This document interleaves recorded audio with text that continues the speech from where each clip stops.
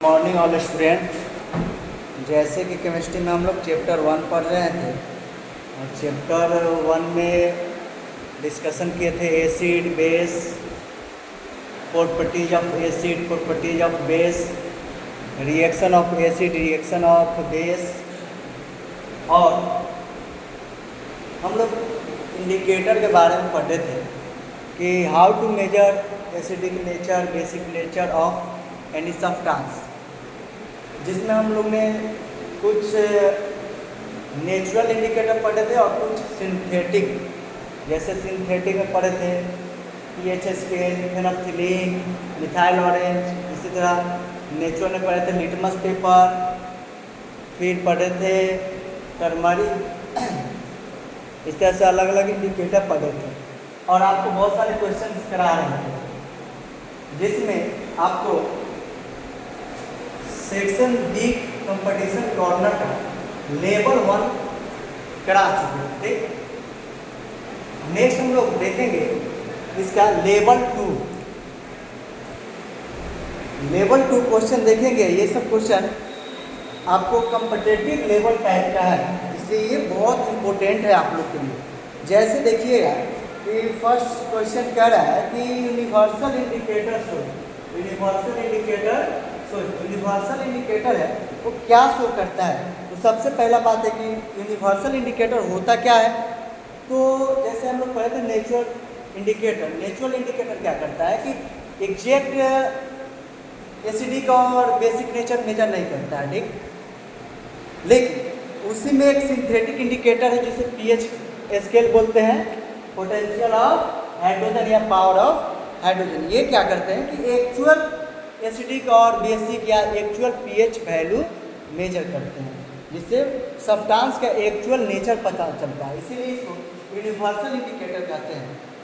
अब देखिए इसमें ऑप्शन दे रहा है कि ओनली रेड और ब्लू कलर, ओनली एसिडिक और बेसिक, एग्जैक्ट पीएच वैल्यू और नो चेंज। तो हमने अभी बताया कि पीएच जो स्केल है वो एक्चुअल एग्जैक्ट मेजर करता है। तो इसका ऑप्शन क्या हो जाएगा, देखिए ऑप्शन नंबर दिया हुआ है third,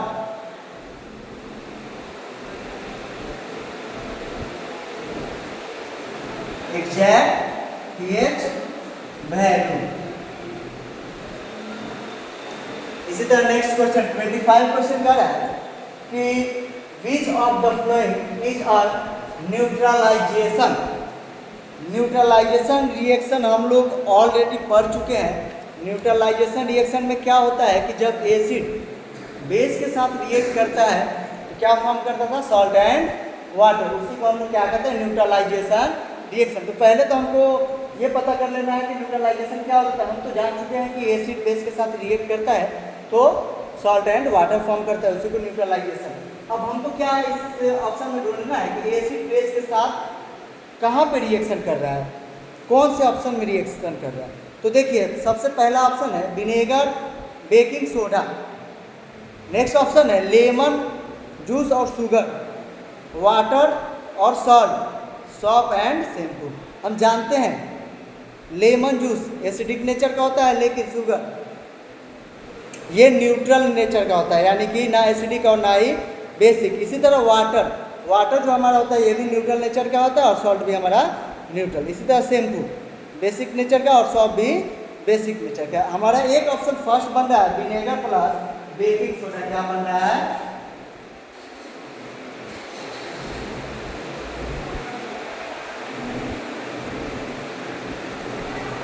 vinegar plus baking soda, option number first. अब देखिए विनेगर प्लस बेकिंग सोडा, हम जानते हैं कि विनेगर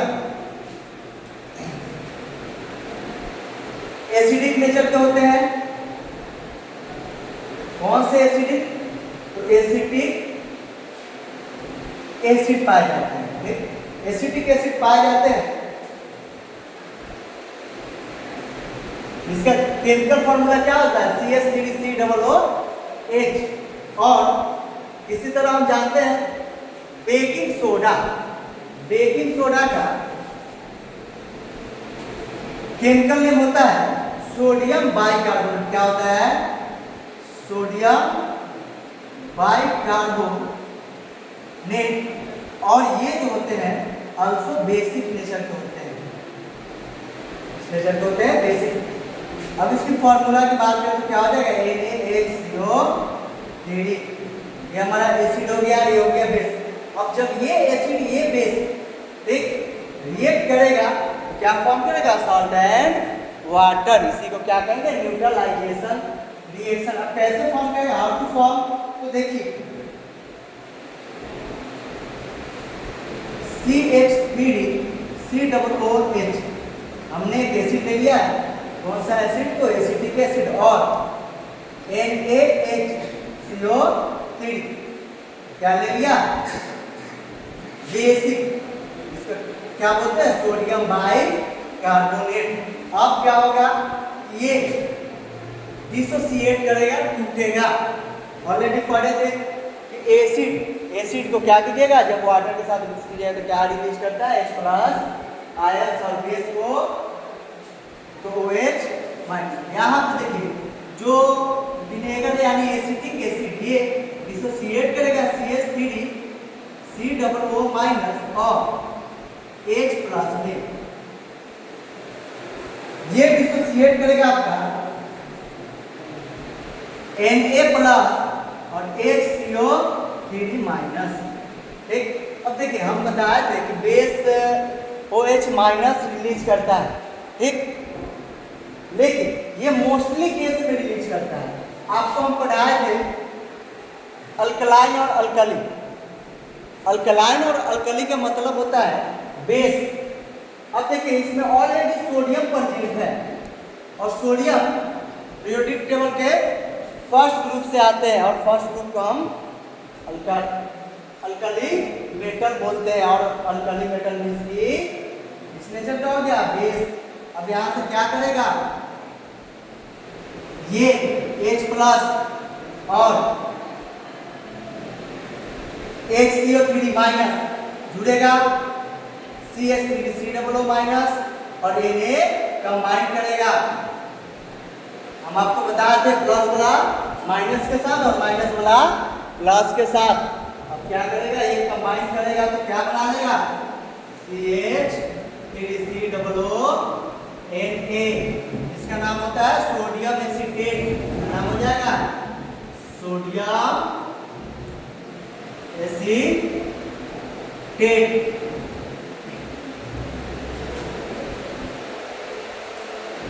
सोडियम एसीटेट। और यहां से हमारा बच गया H+ और HCO3-। अब कहिएगा आप सर आप बोले एसिड बेस रिएक्ट करता है तो सॉल्ट एंड वाटर फॉर्म करता है, लेकिन इन सम केसेस कुछ केस में जरूरी नहीं है कि सिर्फ वाटर ही फॉर्म करके रह जाएगा और सॉल्ट नहीं। किसी केस में कोई गैस फॉर्म कर देता है। जैसे इस रिएक्शन में कार्बन डाइऑक्साइड गैस फॉर्म करेगा। अब क्या होगा कि यहाँ से H+ और HCO3 मिलकर के बना लेगा H2CO3। इसको क्या बोलते हैं? Carbonic acid. अब ये कार्बोनिक एसिड अगेन डिसोसिएट करेगा, टूटेगा। किसमें टूटेगा? H2O और प्लस CO2। अब यहाँ से बना लेगा वाटर और कार्बन डाइऑक्साइड। तो ये कंप्लीट रिएक्शन हो गया इसका। तो एसिड और बेस का तो कौन से एसिड? एसिटिक एसिड और सोडियम बाइकार्बोनेट बेस का रिएक्शन हो गया। इस रिएक्शन को जरूर नोट डाउन करेंगे और हमको ऑलरेडी PDF में आपको सेंड कर देंगे। चलिए क्वेश्चन नंबर देखिए 26। क्वेश्चन नंबर 26 क्वेश्चन कह रहा है कि a solution with pH 2 is एक सॉल्यूशन जिसका pH वैल्यू या रेंज कितना है? 2 है। हम आपको ऑलरेडी पढ़ाए हैं pH स्केल कहां से कहां तक होता है? तो 0 to 14।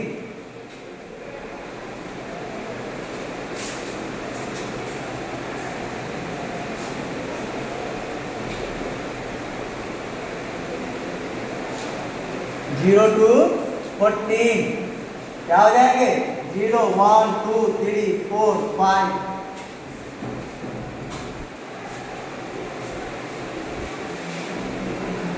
14। ठीक, हम आपको बताए थे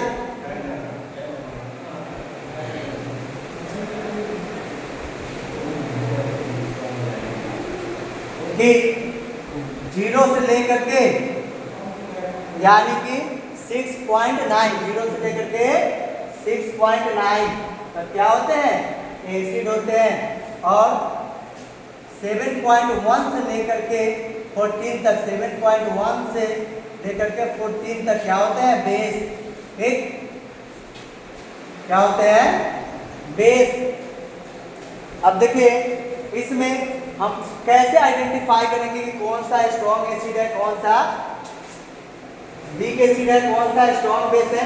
तो आपको ऑलरेडी पढ़ा चुके हैं, 0 से लेकर के 2 तक ज़्यादा स्ट्रॉन्ग होता है, फिर 3 से लेकर के 6.9 तक वीक एसिड होते हैं। ठीक, फिर इधर बेस में 7.8 से लेकर के अप्रॉक्स 11 और 12 तक ये आपका वीक बेस होते हैं, और 12 to 14 तक स्ट्रॉन्ग बेस होते हैं। तो क्या कर रहा है, पीएच वैल्यू कितना बता रहा है, 2 कर रहा है, तो 2 कर रहा है तो क्या हो जाएगा, स्ट्रॉन्ग एसिड। तो ऑप्शन नंबर 2 हो जाएगा। क्या हो जाएगा, स्ट्रॉन्गली एसिडिक, क्योंकि पीएच वैल्यू 2 है। नेक्स्ट क्वेश्चन देखिए 27, what is the pH range of acids. Acid का पीएच रेंज कितना होता है, तो ऑलरेडी अभी आपको हम बताए 0 to कितने होते हैं, 6.9, 0 से 6.9 होते हैं। ठीक, ऑप्शन नंबर देखिए इसमें दिया हुआ है 2, ऑप्शन नंबर 2 क्या दिया हुआ है, 0 से 6.9 ये रेंज हो जाते हैं एसिड का। Next question, which gas is released when acid reacts with metals। हम आपको ऑलरेडी प्रॉपर्टीज ऑफ एसिड में पढ़ाए थे। प्रॉपर्टीज ऑफ एसिड में क्या पढ़ाए थे कि जब कुछ मेटल, सम मेटल रिएक्ट करते हैं एसिड के साथ तो क्या फॉर्म करते हैं, हाइड्रोजन गैस एंड सॉल्ट।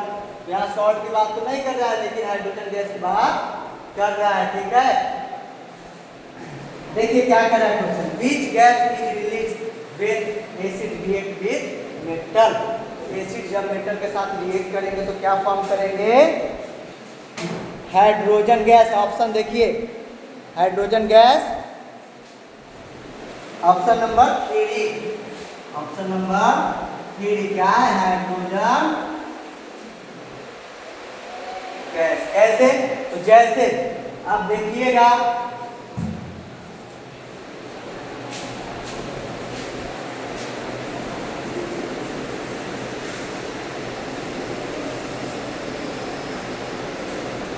जैसे आप क्या कीजिएगा, जिंक ले लीजिएगा, मैग्नीशियम ले लीजिएगा, और ये जिंक, मैग्नीशियम और बहुत सारे मेटल ले सकते हैं, लेकिन एक बात ध्यान रखिए, ऑल मेटल नहीं लेंगे। ठीक है,